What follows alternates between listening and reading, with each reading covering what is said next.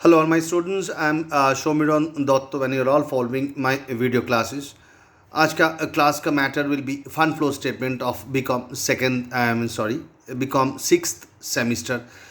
Fund flow statement is a very important chapter, belongs to the sixth semester financial reporting.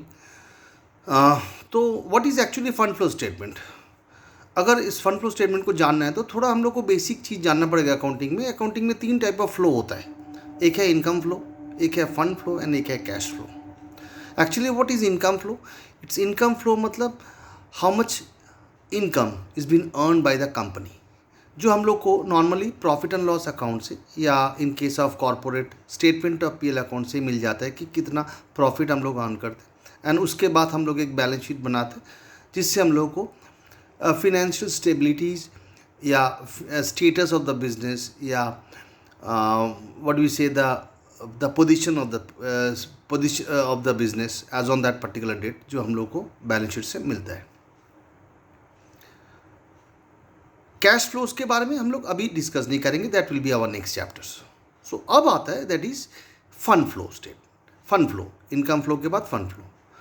बहुत सारा आदमी के अंदर ये गलत एक तो सोच है दैट इज कि fund means cash, but actually fund is not cash.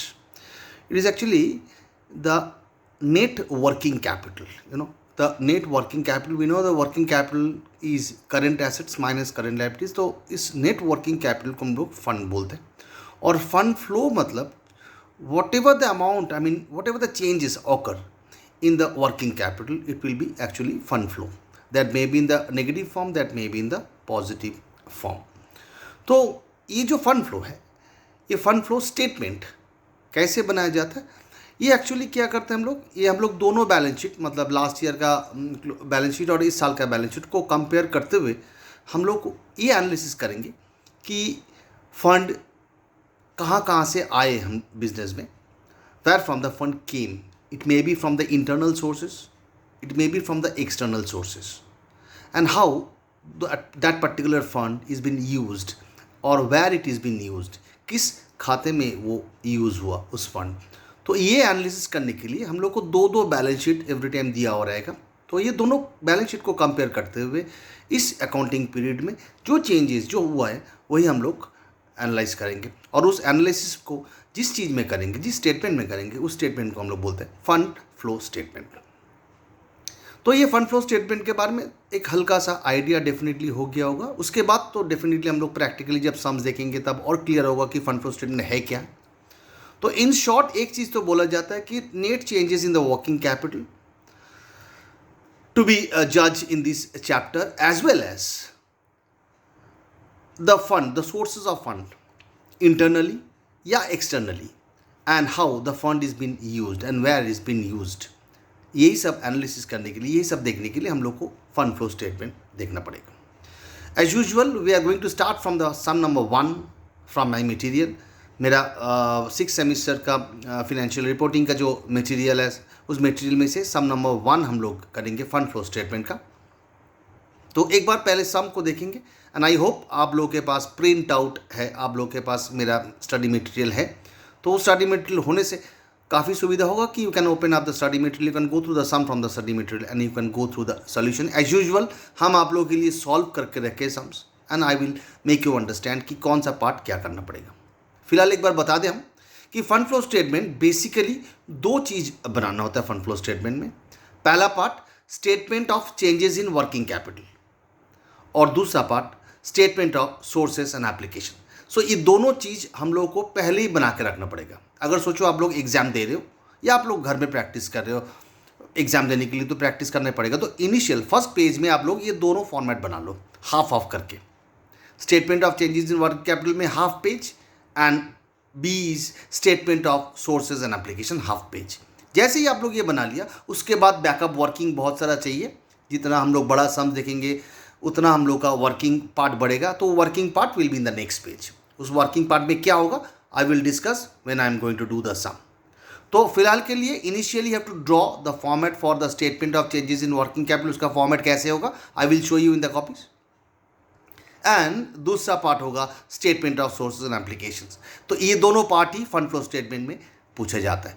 In 100% cases, whenever you are going to ask you to, whenever the examiner is going to ask you to draw the fund flow statement, it means you have to draw these two statements. That is, one is statement of changes in working capital, and number two is statement of sources and application.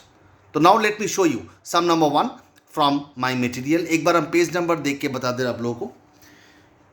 Page number 23 होगा.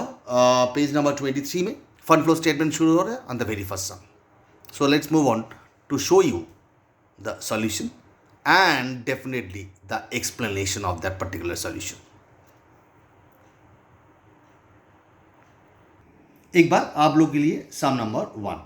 From the following particulars summarize financial statement. अभी मैंने आप लोगों को बताया कि दो balance sheet every time होगा. A statement of changes in working capital, दो बैलेंस शीट दिया हुआ है. 3405 year ending and 3406 year ending का दो बैलेंस शीट आपके पास है.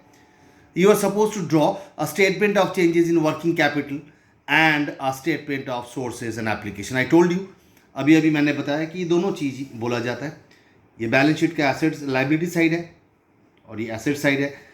इस फॉर्मेट ऑफ बैलेंस शीट को आप लोग देख चुके हो 5th सेमेस्टर में. डेफिनेटली जब हम लोग शेड्यूल कॉर्पोरेट अकाउंट्स का जब हम लोग फाइनल अकाउंट्स किए थे, तो तब जाके हम लोग ऐसे शेड्यूल देख चुके हैं जिसमें लाइबिलिटी साइड में ये सब होता है, एसेट साइड में ये सब होता है.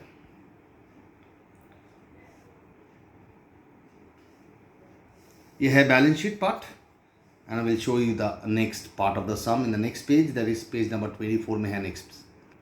This is the next part of the sum. Notes to accounts, reserves and surplus में दो चीज़ें, एक जनरल रिजर्व है और एक balance of statement of PL है.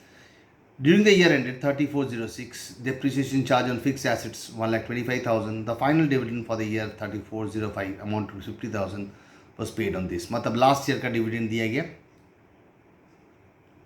करंट ईयर में लास्ट ईयर का डिविडेंड दिया गया. तो फिर ये क्वाइट ऑब्वियस यही होता है कि dividend for the current year, dividend for the last year is paid in the current year. तो ये है, नीचे में आंसर है, वो हम लोग तो बाद में देखेंगे.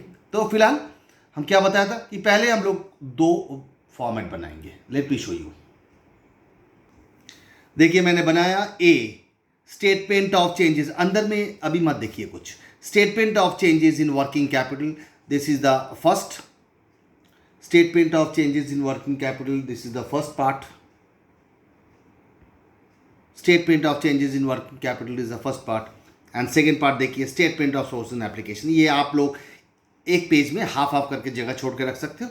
मैंने तो छोटा सा मैं इसलिए मैंने तो ये किया. आप लोग जब एग्जाम में या घर में प्रैक्टिस करोगे तो हाफ जगह छोड़ के रखो, नहीं तो फिर शॉर्ट पड़ जाएगा तो आप लोग के लिए प्रॉब्लम होगा. So one page half this statement of changes in working capital and statement B statement of sources and application. So ये दोनों स्टेटमेंट हम लोग बनाएंगे. दोनों स्टेटमेंट के अंदर क्या क्या होगा जरूर हम लोग डिस्कस करेंगे अभी. तो ये दोनों स्टेटमेंट है आप लोगों का, statement of changes in working capital and statement of source and application. Now let me discuss इसके अंदर क्या क्या होगा.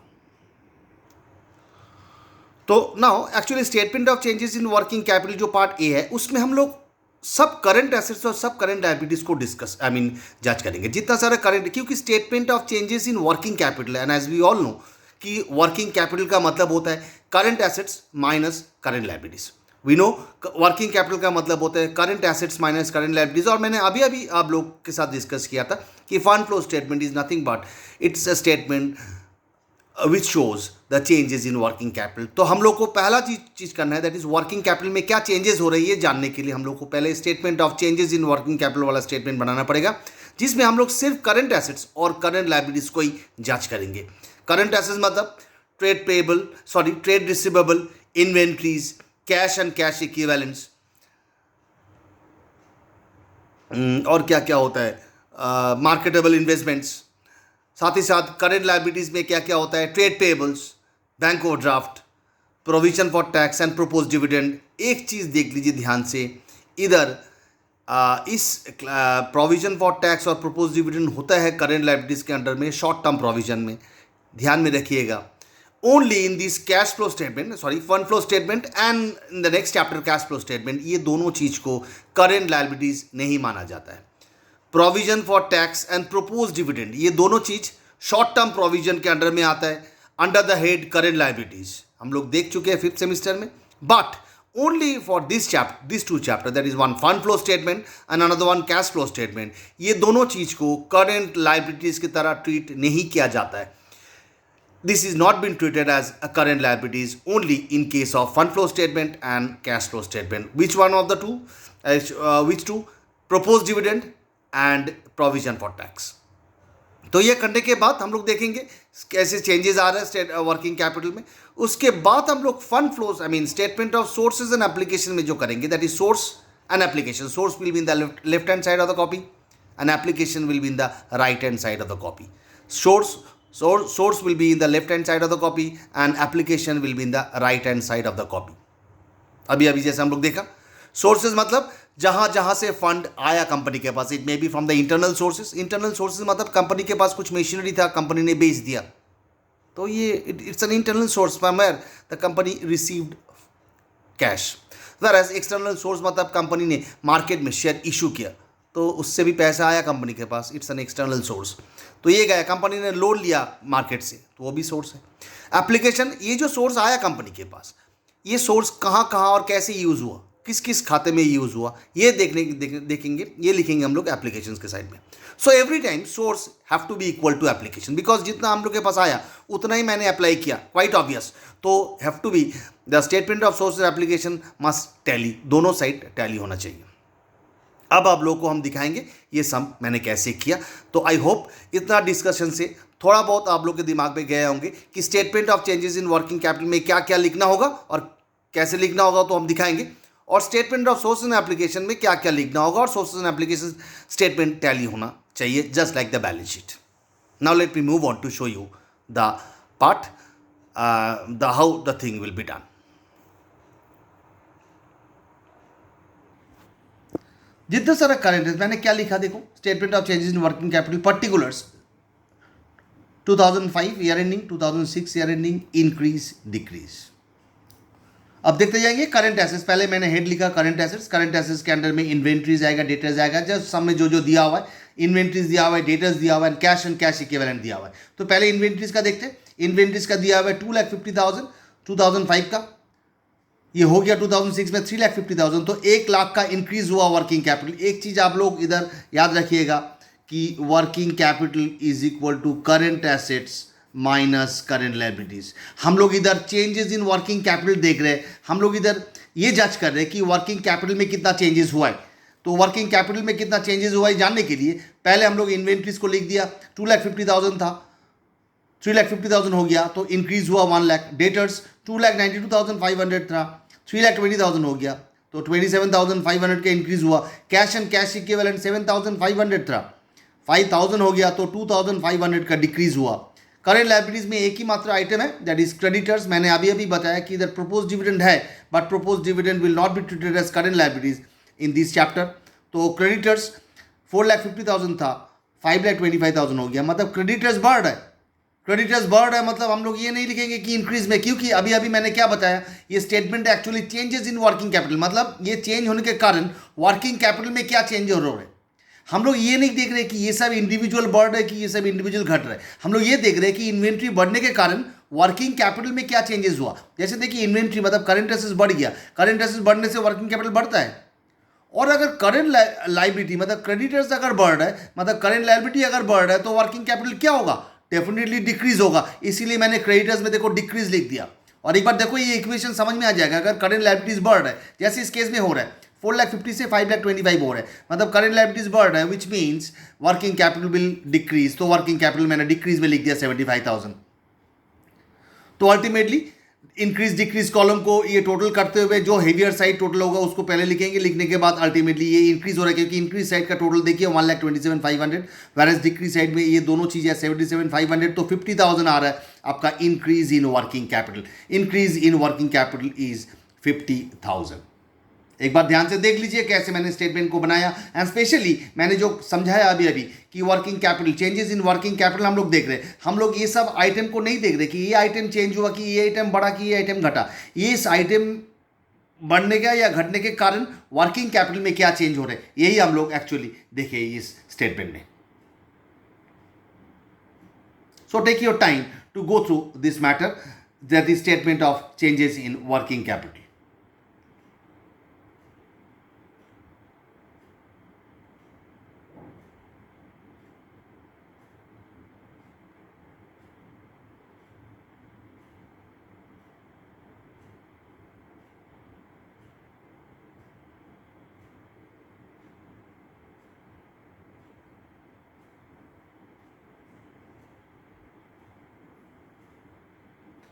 Now the next part is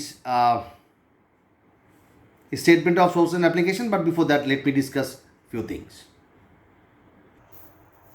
अब देखिए, जैसे हम लोग statement of changes in working capital बना लिया, अब हम लोग का नेक्स्ट पार्ट में आना पड़ेगा, that is part B, statement of sources and application. But इधर एक चीज हम बता दें आप लोगों को कि we have already use all the current assets and current liabilities except provision for tax and propose dividend. ये सब में प्रोविजन फॉर टैक्स है नहीं, प्रोपोज डिविडेंड है. ये सब कुछ हम लोग मतलब current liabilities except propose dividend and current assets all has been already utilized in the statement of changes in working capital. मतलब फर्दर ये सब चीज़ को हम लोग दोबारा और देखेंगे ही नहीं. तो सम छोटा हो गया, तो थोड़ा बुद्धि लगाइए, थोड़ा use your common sense. As and when we have prepared the statement of changes in working capital, all the current assets and all the current liabilities except proposed dividend is already been utilized in that particular statement, statement A. तो जैसे ये सब चीज़ use हो चुका है, तो अब हम लोग नेक्स्ट जब आगे बढ़ेंगे तो इस करंट एसेट्स को हम लोग अवॉइड कर सकते हैं, इस करंट एसेट्स लाइबिलिटीज़ को हम लोग अवॉइड करेंगे एक्सेप्ट प्रोपोज डिविडेंड. तो इसके तरफ हम लोग देखेंगे नहीं आंख उठा के. तो अभी हम लोग के पास क्या क्या रह गया अकॉर्डिंग टू द सम. एक बार सम देख ले, आप लोग भी सम फॉलो कीजिए. अकॉर्डिंग टू द सम इधर रह गया शेयर कैपिटल रह गया. रिजर्व्स एंड सरप्लस में दो चीज़ रह गया, एक जनरल रिजर्व और एक statement of PL. Long term borrowings debenture रह गया, प्रोपोज डिविडेंड रह गया. लाइबिलिटी साइड से 4 पार्ट है, 5 rather, share capital, statement of PL, general reserve, debenture and propose dividend. और एसेट साइड से fix assets and non current investment. तो ये 5 2 7 चीज़ हम लोगों को जज करना है. तो यही है, यहाँ पर आपको कॉमन सेंस लगाना पड़ेगा. We are not going to see the current assets and current liabilities obviously except propose dividend, because यही सब चीज़ हम लोग ऑलरेडी ले चुके हैं statement of changes in working capital. तो आप लोगों को हम जो चीज़ बताएंगे वो थोड़ा लेबोरियस है, बट इनिशियल स्टेज पे अगर आप लोग ऐसे करके सीखोगे तो बाद में जाके आप लोगों को प्रॉब्लम नहीं होगा. Open up all the ledger account except current assets and current liabilities except definitely proposed dividend, all the ledger account in the working part. मैंने अभी बताया था आप लोगों को कि नेक्स्ट पेज में आप लोगों को वर्किंग करना पड़ेगा. Open all the ledger account in T shape. T shape में खोलने से ही चलेगा, आप लोग को रफली करने से चलेगा, कि वर्किंग नोट में आप लोगों को कोई फॉर्मेट का जरूरत नहीं है. जस्ट हाथ से टी शेप में आप लोग छोटा छोटा करके सबका लेजर अकाउंट खोलोगे, जैसे equity share capital, general reserve, PL account, debenture account, propose dividend account, fixed assets account and non current investment account. तो ये 7 छोटा छोटा लेजर होगा. बट एक से एक चीज़ हम आप लोग को ध्यान देना पड़ेगा. ये सब लेजर बनाने के बाद मतलब पीएल अकाउंट मैंने बीच में बता दिया था, पीएल अकाउंट लास्ट में बनेगा सबसे. तो ये छोटा छोटा जो इन्फॉर्मेशन है इसको ध्यान में रखते जाइए, तो चीज़ the thing will become easy, the fund flow statement will become easy. तो क्या करना है हम लोग को, we need to open all the ledger accounts. Current assets current liabilities का तो हम लोग डिस्कस कर चुके हैं already. So we need to open all the ledger accounts whatever the accounts are left, and at last the profit and loss account. उसके बाद क्या होगा ये हम लोग को आप लोगों को दिखाना पड़ेगा by way of showing me the copy, otherwise आप लोग को समझा नहीं पाएंगे. तो अब हम लोग दिखाएंगे, हम दिखाएंगे कि कैसे इस वर्किंग को ख़त्म करते हुए statement of sources and application बनाएंगे. चलो लेट्स मूव. देखिए मैंने कैसे छोटा छोटा करके सब लेजर अकाउंट बनाया. वर्किंग में share capital, general reserve, no need to open debenture account as there is no change in the figure. तो इधर देखिए एक नया चीज़ हम लोग को सीखने को मिला. मैंने लिख के रखा इधर कि डिवेंचर अकाउंट बनाने का जरूरत नहीं है, क्योंकि डिवेंचर अकाउंट में कोई चेंजेस नहीं है. ध्यान में रखिएगा. बट इधर एक चीज़ आप लोग को बता दें, हम फर्दर जब हम लोग आगे बढ़ेंगे दूसरा सम में, तब देखेंगे कि चेंज नहीं हो रहा है, बट फिर भी हम लोग को अकाउंट ओपन करना पड़ेगा टू, बिकॉज उसके लिए कुछ अलग से एडजस्टमेंट्स दिया हुआ रहेगा. तो ये सब में जैसे डिवेंचर में कोई चेंज भी नहीं है, क्योंकि ओपनिंग बैलेंस भी 2,50,000 है, क्लोजिंग बैलेंस भी 2,50,000 है, साथ ही साथ उस डिवेंचर के बारे में कुछ इन्फॉर्मेशन भी नहीं दिया हुआ है.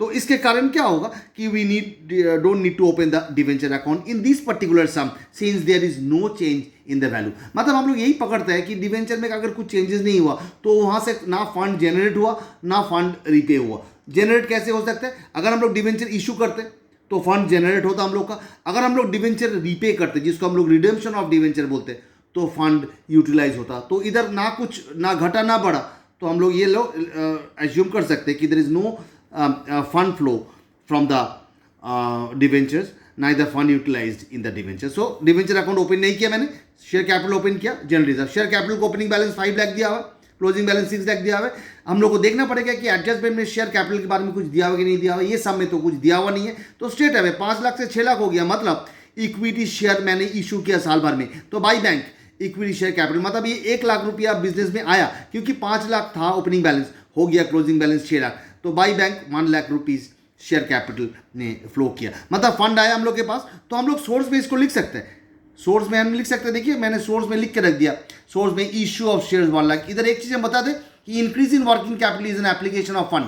वर्किंग कैपिटल इंक्रीज कर रहे हैं, मतलब हम वर्किंग कैपिटल के पीछे पैसा डाल रहे हैं, तो it's application of fund. Working capital increase कर रहे हैं, मतलब हम रेगुलर एक्सपेंडिचर में, रेगुलर वर्किंग कैपिटल मतलब definitely day to day expenditure, so उस वर्किंग कैपिटल में हम पैसे एम्प्लॉय कर रहे हैं, इसलिए increase in working capital is consider to be application of fund. जो आप लोग का ऊपर में आया था, अभी अभी मैंने कैलकुलेट करके दिखाया आप लोगों को, increase in working capital is 50,000, it is been taken as application of fund, से इसीलिए एप्लीकेशन में लिख दिया। और इधर इश्यू ऑफ शेयर्स हुआ 1 लाख का, समझ में आया डेफिनेटली, बैलेंस में चेंजेस आया, 1 लाख का इश्यू ऑफ शेयर्स कैपिटल हुआ, तो issue of shares 1 lakh source में लिख दिया।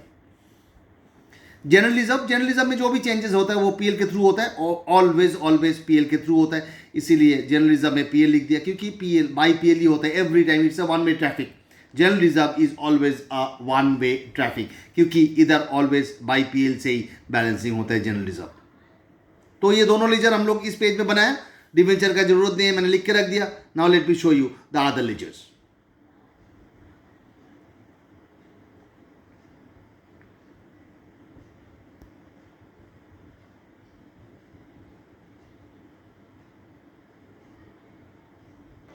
इधर बनाया गया है proposed dividend account, fixed assets account, investment account. Propose dividend मैंने अभी भी बताया कि भले ही ये करेंट लायबिलिटी है, बट इधर ये सब में करेंट लायबिलिटी की तरह ट्रीट नहीं किया जाएगा।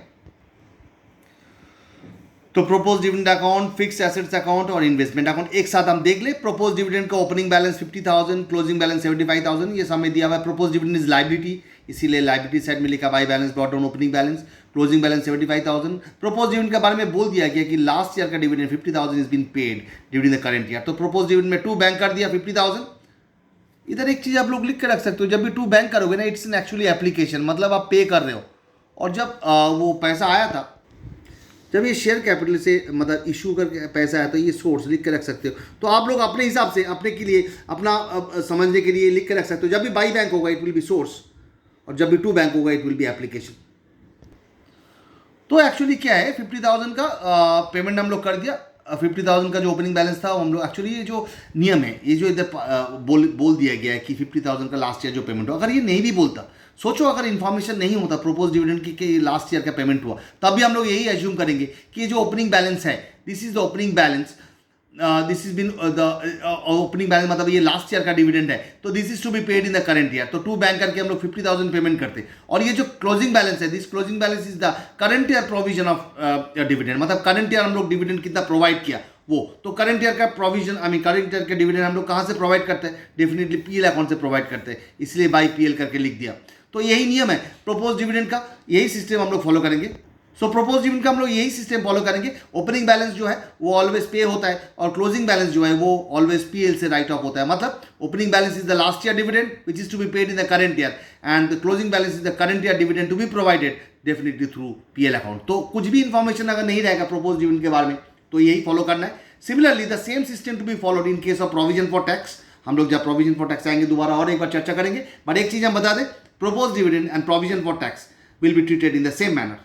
But इधर दिया हुआ है 50,000, तो 50,000 2 बैंक और अल्टीमेटली बाई पीएल 75,000, तो डेफिनेटली 2 बैंक मतलब एप्लीकेशन में जरूर लिखेंगे। एक बार दिखा दे, देखिए एप्लीकेशन में लिख के रखा है dividend paid 50,000, dividend paid 50,000।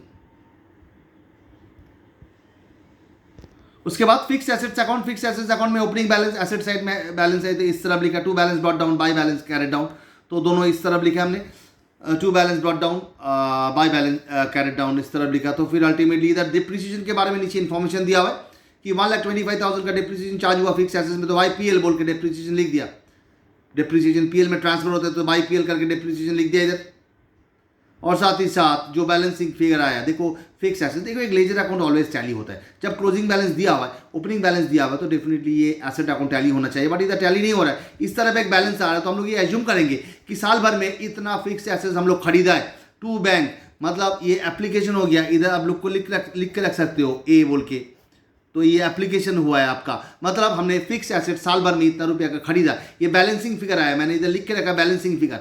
So this is a very basic सम, जहां से आपको पता चलेगा hidden transactions, this is called hidden transactions. ये आपको जब तक अकाउंट नहीं खोलेंगे तब तक आपको पता नहीं चलेगा। ऐसे आगे जितना आगे बढ़ेंगे उतना देखेंगे और ज़्यादा हिडन ट्रांजैक्शंस आ रहे हैं। So you have to open the account. अब क्या है ना कि इनिशियल स्टेज पे बहुत सारे ऐसे अकाउंट हम लोग को आप लोग को खोल के हम दिखाया कि आस्ते आस्ते धीरे धीरे जब आप आगे बढ़ेंगे ना, आपको पता चल जाएगा कि कौन सा अकाउंट खोलना बहुत जरूरी है, कौन सा अकाउंट नहीं खोल के भी आप डायरेक्टली अप्लाई कर सकते हो विद इट्स सोर्स और एप्लीकेशन।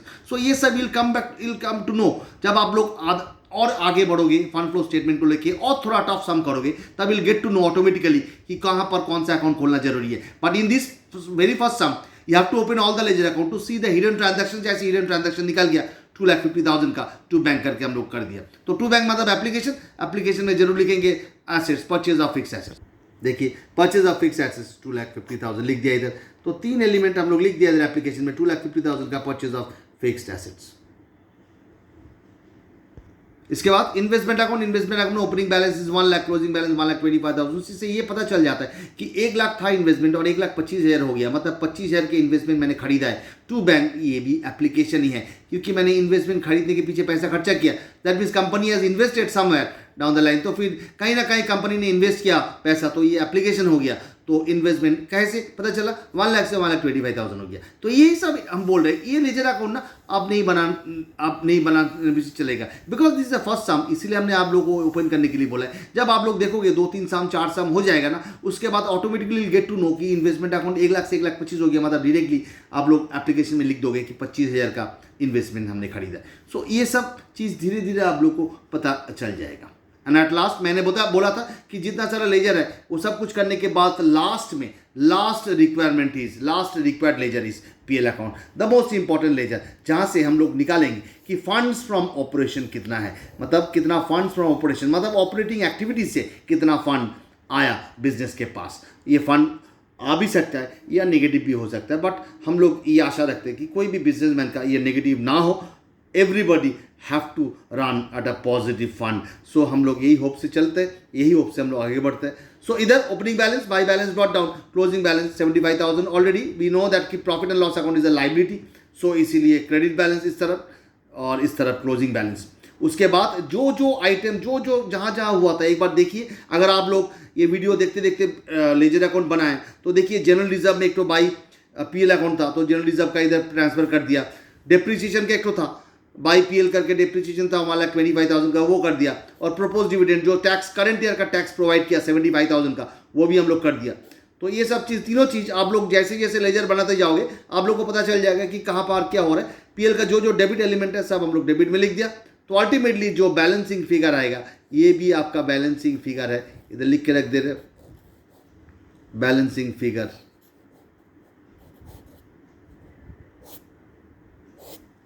तो ये बैलेंसिंग फिगर है 2,75,000 which is funds from operation, मतलब इतना फंड ऑपरेटिंग एक्टिविटीज से कंपनी के पास आया, तो फंड जनरेट हुआ ये। तो एक बार ध्यान से देख लीजिए।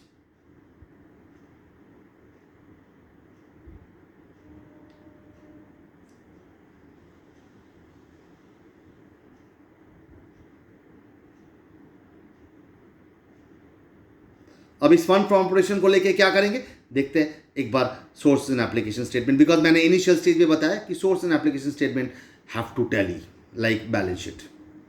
अब एक complete source and application statement देखिए जिसमें हम लोग ये सब टिक किया हुआ मामला तो कर लिया था, इन्वेस्टमेंट परचेज हुआ था वो भी हम लोग इधर एप्लीकेशन में दिखा देंगे, और फंड्स फ्रॉम ऑपरेशन जो जनरेट हुआ फंड वो इस तरह लिख देंगे। और लिखने के बाद देखिए automatically this source and application statement will tally.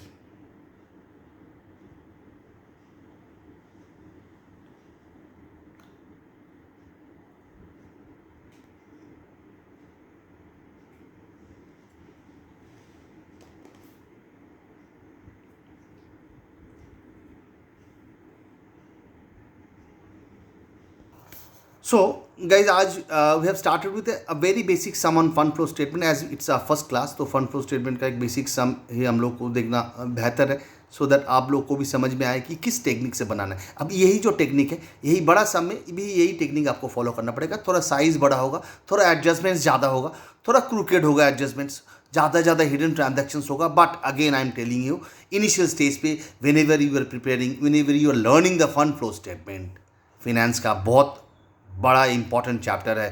Finance में जो लोग रहना चाहते हो या आगे जाके कुछ भी करना चाहते हो, this is a very important chapter. और इनिशियल स्टेज पे अगर इस चैप्टर को ठीक से ग्रिप में लाना है तो इनिशियल स्टेज से ही हम जैसे आप लोगों को बोल रहे हैं फॉलो करने के लिए, वैसे कीजिए। Just open up all the ledger accounts wherever it is required, see what is been hidden in that particular ledger account. अगर कुछ भी नहीं है तो सिंपली करेंगे हम लोग, कुछ वेस्ट नहीं होगा हम लोग का। थोड़ा सा जगह चाहिए हम लोग को, थोड़ा सा टाइम चाहिए हम लोग को। Don't think that it's a huge time consuming matter, because once you get in to this chapter, अगर आप ज़्यादा प्रैक्टिस करोगे तो the thing will become easy for all of you. So आज के लिए इतना ही इनफ है। Fund flow statement the very basic class, first class और बेसिक सम मैंने दिखाया।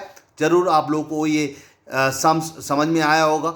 डेफिनेटली प्रैक्टिस कीजिए। दिस वीडियोस जो मैंने बनाया ये exclusively for my own students, तो इसीलिए इस वीडियो को ना पब्लिसिटी करना चाहता है ना मार्केटिंग करना चाहता है। This is only and basically for my own student, जिन लोगों को कोरोना के लिए या जिन लोगों को कुछ प्रॉब्लम के लिए कोलकाता में नहीं आ पा रहा, या आउट स्टेशन स्टूडेंट के लिए, क्योंकि जो लोग कोलकाता में रहते हैं they are doing offline classes. So for दो students who couldn't attend the classes offline, for those students I am preparing all these videos and I hope कि इस वीडियो से आप लोगों का पर्पस सॉल्व हो जाएगा। तो आप लोग वेट कीजिए नेक्स्ट वीडियो के लिए फंड फ्लो का। तब तक ये इस वीडियो को देखते रहिए, फंड फ्लो को क्लियर करते रहिए। I will be coming back soon with the next videos on fund flow statement. Goodbye and have a good day.